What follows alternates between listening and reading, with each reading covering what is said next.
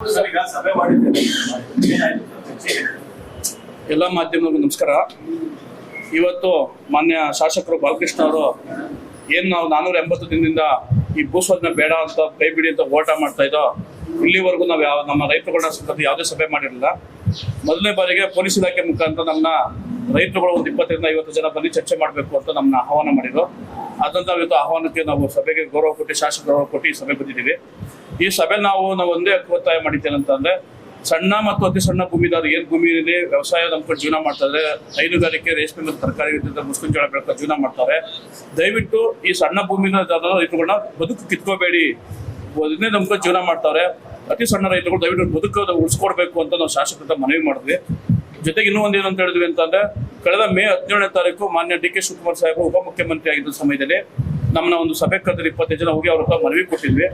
ಆ ಸಮಯದಲ್ಲಿ ಅವರು ಒಂದು ಮಾತನ್ನು ನಮಗೆ ಭರವಸೆ ಕೊಟ್ಟಿದ್ರು, ಒಬ್ಬ AS ಆಫೀಸರ್ನ ನಿಮ್ಮ ಬೈರಮಂಗಲ ಮತ್ತೆ ಕಂಚನಹಳ್ಳಿ ಪಂಚಾಯತಿ ಕಳಿಸ್ತೀನಿ, ಅಲ್ಲ ವಸ್ತುಸ್ಥಿತಿ ಏನೇ ತಿಳ್ಕೊಂಡ ನಂತರ ನಿಮ್ಮ ಬಡ ರೈತರುಗಳಿಗೆ, ಸಣ್ಣ ರೈತರಿಗೆ ಏನ್ ಸಹಾಯ ಮಾಡ್ಬೋದೋ ಇನ್ನು ಕೈ ಬಿಡೋಕೆ ಸಾಧ್ಯತೆಗಳನ್ನ ಅಧಿಕಾರಿಗಳ ಉನ್ನತ ಅಧಿಕಾರಿಗಳು ಚರ್ಚೆ ಮಾಡಿ ಮುಂದಿನ ನಿರ್ಧಾರ ತಗೊಳ್ತೀನಿ ಅಂತ ನಮಗೆ ಉಪಮುಖ್ಯಮಂತ್ರಿ ಭರವಸೆ ಕೊಟ್ಟಿದ್ರು.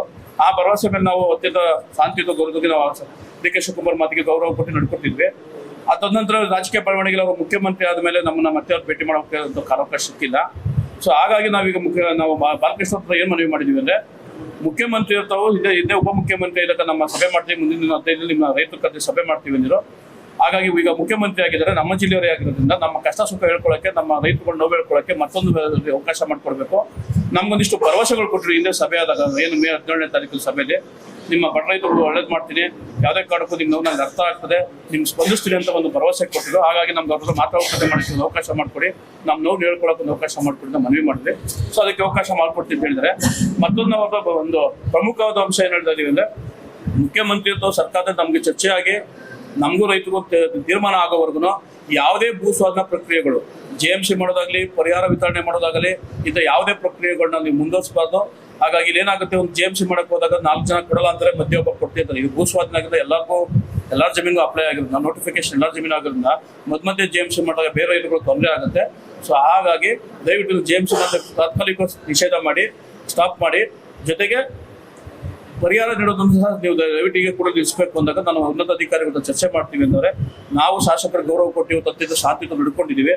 ಇದನ್ನ ತಪ್ಪಿದ್ದು ನಾ GBD ಕನ್ಸಿಡರ್ ಮಾಡಿದೆ, ಮತ್ತೆ JMC ಬರೋದು ಮತ್ತೊಂದು ರೈತ ಭೂಸ್ವಾಧೀನ ಪ್ರಕ್ರಿಯೆಗಳ ಮುಂದುವರಿಸಿದ್ರೆ ನಾವೀಗ ಶಾಂತಿಯುತ ಹೋರಾಟನ ಉಗ್ರವಾದ ಹೋರಾಟಕ್ಕೆ ನಾವು ತೀರ್ಮಾನ ತಗೊಳ್ತೀವಿ. ಜೊತೆಗೆ ಮತ್ತೊಂದು, ನಾಳೆ ನಮ್ಮ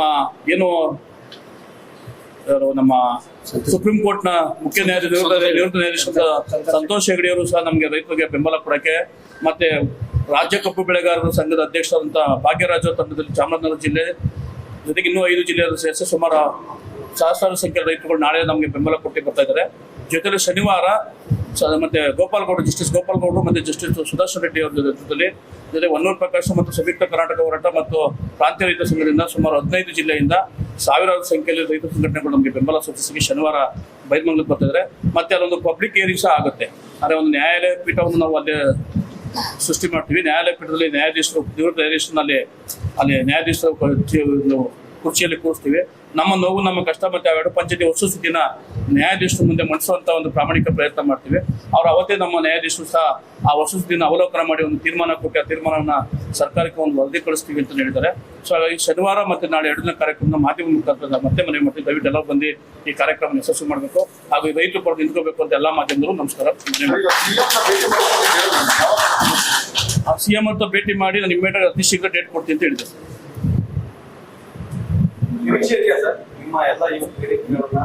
ಸರ್ ನಮ್ಮ ಬೇಡಿಕೆ ಒಂದೇ ಸರ್, ಯಾಕಂದ್ರೆ ನಾವೇನೋ ಯಾವುದೋ ಪರಿಹಾರಕ್ಕೋಸ್ಕರ ನಾವು ಬಂದಿರೋದಿಲ್ಲ. ನಮ್ಮ ಬೇಡಿಕೆ ಒಂದೇ, ಭೂಸ್ವಾಧೀನ ಕೈ ಬಿಡಿ ಅಂತ. ಮತ್ತೊಂದು ಮನವಿ ಮಾಡಿದ್ವಿ, ಅವರು ಪರ ಇರೋ ರೈತರುಗಳ ಬಗ್ಗೆ ನಾವು ಕಾಳಜಿ ವಹಿಸಿ ಅವಾಗ ಹೇಳಿದ್ವಿ, ಪರ ಇರೋ ಅಭಿವೃದ್ಧಿಗೆ ತೊಂದರೆ ಆಗಿರೋದು ರೆಡ್ ಝೋನು, ದಯವಿಟ್ಟು ಅವ್ರು ರೆಡ್ ಝೋನ್ನ ಡಿಲೀಟ್ ಮಾಡೋಕ್ಕೆ ನೀವು ಸರ್ಕಾರಕ್ಕೆ ಒತ್ತಡ ಮಾಡಿ ರೆಡ್ ಝೋನ್ ಡಿಲೀಟ್ ಮಾಡಿ. ಅವ್ರು ರೆಡ್ ಝೋನ್ ಏನಾದ್ರು ಹೋರಾಟ ಮಾಡ್ತೀವಿ ಅಂದ್ರೆ ನಾವು ಅವ್ರಿಗೆ ಬೆಂಬಲ ಕೊಡ್ತೀವಿ ಅಂತ ಹೇಳಿದ್ವಿ. ರೆಡ್ ಝೋನ್ ಏನಾದ್ರು ಭೂಸ್ವಾಧೀನ ಪರ ಇರುವಂತವ್ರು, ಅಭಿವೃದ್ಧಿ ಬಯಸುವಂತ ರೈತರು ಏನಾದ್ರು ಹೋರಾಟ ಮಾಡಿದ್ರೆ ನಾವು ಸಹ ಅವ್ರಿಗೆ ಬೆಂಬಲ ಸೂಚಿಸ್ತೀವಿ. ಹಾಗಾಗಿ ಅವ್ರು ನಮ್ಮ ರೈತರುಗಳು ಅದನ್ನ ಅವ್ರು ಅಭಿವೃದ್ಧಿ ಬಯಸೋದು ತಪ್ಪಲ್ಲ. ಅವ್ರು ನಾವು ರೆಡ್ ಝೋನ್ ಡಿಲೀಟ್ ಮಾಡ್ಕೊಳ್ಳೋಕೆ ಅವ್ರು ಸರ್ಕಾರದ ಮೇಲೆ ಹೋರಾಟ ಮಾಡ್ತೀವಿ ಅಂತ ಅಂದ್ರೆ ಅವ್ರು ನಾವು ಬೆಂಬಲ ಕೊಡ್ತೀವಿ. ಹಾಗಾಗಿ ಅವ್ರ ಅಭಿವೃದ್ಧಿಗೆ ಅವಕಾಶ ಮಾಡ್ಕೊಡಿ. ಸಣ್ಣ ಜಮೀನರು ಏನ್ ಬದುಕು ಕಟ್ಕೊಂಡಿದ್ವಿ, ಹೈನುಗಾರಿಕೆ ಮತ್ತು ರೇಷ್ಮೆ ಬದುಕು ಕಟ್ಕೊಂಡು ನಮ್ಮ ಸಣ್ಣ ರೈತರನ್ನ ಬದುಕನ್ನ ಕಿತ್ಕೋಬೇಡಿ. ಜೊತೆಗೆ ಏನಾಗಿದೆ ಅಂದ್ರೆ, ಸಣ್ಣ ಜಮೀನರ ಜೊತೆಗೆ ಬೇರೆಯವ್ರ ಜಮೀನಲ್ಲಿ ಪಾಲುಗಾರಿಕೆ ಹಾಕೊಂಡು ಲೀಸ್ಗೆ ಹಾಕೊಂಡು ಜೀವನ ಮಾಡ್ತಾ ಸುಮಾರು 5 ಕುಟುಂಬಗಳಿವೆ. ಅವುಗಳು ಬೀದಿಗೆ ಬರ್ತವೆ. ಜೊತೆಗೆ ಅಂದ್ರೆ ಕೂಲಿ ಕಾರ್ಮಿಕರು ಅಂದ್ರೆ ವ್ಯವಸಾಯದ ಕೂಲಿ ಕಾರ್ಮಿಕರು ಏನಿದ್ದಾರೆ, ದಲಿತ ಕುಟುಂಬ ಮತ್ತು ಹಿಂದುಳಿದ ವರ್ಗದವರು ಒಂದು 8-10 ಗ್ರಾಮದಲ್ಲಿ ಬೇರೆಯವ್ರ ಜಮೀನಲ್ಲಿ ಕೂಲಿ ಕೆಲಸಕ್ಕೆ ಹೋಗ್ತಾರೆ. ಅವ್ರಿಗೆ ಯಾವುದೇ ವಿದ್ಯಾಭ್ಯಾಸ ಇಲ್ಲ, ಮತ್ತೆ ವಯಸ್ಸಿನ ಕೊರತೆ ಇರೋದ್ರಿಂದ ಯಾವುದೇ ಕಾರ್ಖಾನೆಗಳಲ್ಲಿ ಯಾವುದೇ ಉದ್ಯೋಗ ಸೃಷ್ಟಿಯಾಗಲ್ಲ. ಅವ್ರ ಬದುಕು ಬೀದಿಗೆ ಬರ್ತದೆ. ದಯವಿಟ್ಟು ಇದನ್ನೆಲ್ಲ ನೀವು ಅರ್ಥ ಮಾಡ್ಕೋಬೇಕು ಅನ್ನೋ ವಿಚಾರನ ನಾವು ಶಾಸಕರಿಗೆ ಮನವರಿಕೆ ಮಾಡ್ತೀವಿ. ಈಗ ರೆಡ್ ಝೋನ್ ಬಿಟ್ರೆ ನಿಮ್ಮ ಪ್ರಾಬ್ಲಮ್ ಸಾಲ್ವ್ ಆಗುತ್ತೆ. ನಮ್ಗೇನು ಯಾವ ವ್ಯವಸಾಯ ಮಾಡೋರಿಗೆ ಝೋನ್ ಅವಶ್ಯಕತೆ ಇಲ್ಲ. ನಾವು ಯಾವ ಝೋನ್ ಇರೋ ವ್ಯವಸಾಯ ಮಾಡ್ತೀವಿ. ರೆಡ್ ಝೋನ್ ಬಿಡಿ ಅಂತ ಕೇಳ್ತಾರೋ ಭೂಸ್ವಾಧೀನ ಪರ ಇರೋ ರೈತರು ಅಭಿವೃದ್ಧಿಗೆ ನಮ್ಗೆ ತೊಂದರೆ ಆಗ್ತಾ ಇದೆ, ನಾವು ವ್ಯವಸಾಯ ಮಾಡಕ್ ಆಗ್ತಾ ಇಲ್ಲ, ನಾವು ಅಭಿವೃದ್ಧಿ ಬೇಕು, ಡೆವಲಪ್ಮೆಂಟ್ ಬೇಕು ಅಂತ ಕೇಳ್ತಾರೋ ರೆಡ್ ಝೋನ್ ಡಿಲೀಟ್ ಮಾಡಿದ್ದಾರೆ. ಅವ್ರ ಹೋರಾಟಕ್ಕೆ ನಮ್ ಬೆಂಬಲ ಇದೆ. ನಮ್ಗೆ ಯಾವ ಝೋನ್ ಇರೋ ತೊಂದರೆ ಇಲ್ಲ, ನಮ್ಗೆ ಝೋನ್ ಅವಶ್ಯಕತೆ ಇಲ್ಲ. ವ್ಯವಸಾಯ ಮಾಡೋರಿಗೆ, ರಾಗಿ ಬೆಳೆಯೋರಿಗೆ, ರೇಷ್ಮೆ ಬೆಳೆಯೋರಿಗೆ, ಹಸು ಸಾಕೋರಿಗೆ ಯಾವ ಝೋನ್ ಅದೇನೋ. ಹಾಗಾಗಿ ನಮ್ಗೆ ಝೋನ್ ಅವಶ್ಯಕತೆ ಇಲ್ಲ. ಅಭಿವೃದ್ಧಿ ಬಯಸುವ ರೈತರಿಗೆ ಝೋನ್ ಅವಶ್ಯಕತೆ ಇದೆ. ಅವ್ರೇನೋ ಹೋರಾಟ ಮಾಡ್ತೀವಿ. ನಾವು ನಮ್ಮ ರೈತ ಸಂಘ ನಾವೇನು 480 ನಾವೇನು 1000 ಸಂಖ್ಯೆ ಹೋರಾಟ ಮಾಡ್ತಾ ಇದೀವಿ. ನಾವು ನಮ್ಮ ರೈತರಲ್ವಾ, ಅವ್ರ ಅಭಿವೃದ್ಧಿ ಬಯಸೋರು, ಅವ್ರ ಸಹಾಯ ಮಗ ನಾವು ಅವ್ರಿಗೆ ಬೆಂಬಲ ಕೊಡ್ತೀವಿ. ಹೌದು ಸರ್, ಹೌದು ಮನವಿ ಮಾಡಿದ್ವಿ ಸರ್. ಅದೇ ಮುಖ್ಯಮಂತ್ರಿ ತಾವು ಅತಿ ಶೀಘ್ರ ಚರ್ಚೆ ಮಾಡ್ತೀನಿ, ಮತ್ತೆ ನಿಮ್ಮ ಮನವಿನೂ ನಿಮ್ಮ ವಿಚಾರ ಸರ್ಕಾರ ಚರ್ಚೆ ಮಾಡ್ತೀನಿ. ಮತ್ತೆ ಅತಿ ಶೀಘ್ರದಲ್ಲೇ ಮುಖ್ಯಮಂತ್ರಿ ಹತ್ರ ಭೇಟಿ ಮಾಡಿಸೋ ಪ್ರಯತ್ನ ಮಾಡ್ತೀನಿ. ಅವ್ರ ಡೇಟ್ ತಗೊಂಡು ನಾನು ಕೊಡ್ತೀನಿ ಅಂತ ಹೇಳಿದ್ರು. ಯಾವ ವಿಚಾರವಾಗಿ ಚರ್ಚೆ? ನಮ್ಮ ಭೂಸ್ವಾಧೀನ ಕೈ ಬಿಡೋ ವಿಚಾರ. ನಮ್ಮ ಅಜೆಂಡಾ ಒಂದೇ, ಅಕ್ವೇಷನ್ ಕೈ ಬಿಡಿ.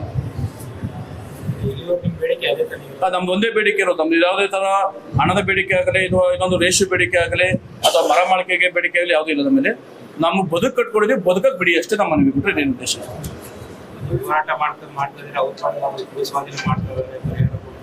ನಾವು ಇಲ್ಲಿವರೆಗೂ ಸರ್ಕಾರಕ್ಕೆ ಇದನ್ನ ತಮ್ಮ ಗೌರವಯುತವಾಗಿ ಶಾಂತಿಯುತವಾಗಿ ಪ್ರತಿಭಟನೆ ಮಾಡಿದೀವಿ. ಅದನ್ನು ಈಗ ನಾವು ಶಾಸಕರಿಗೆ ಹೇಳಿದೀವಿ.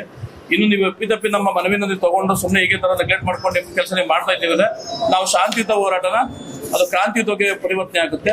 ಅದು ಹೆದ್ದಾರಿ ರಸ್ತೆ ತಡೆ ಆಗ್ಬೋದು, JMC ಬಂದಾಗ ಅಧಿಕಾರಿಗಳ ಮೇಲೆ ಅಲ್ಲೇ ಆಗ್ಬೋದು.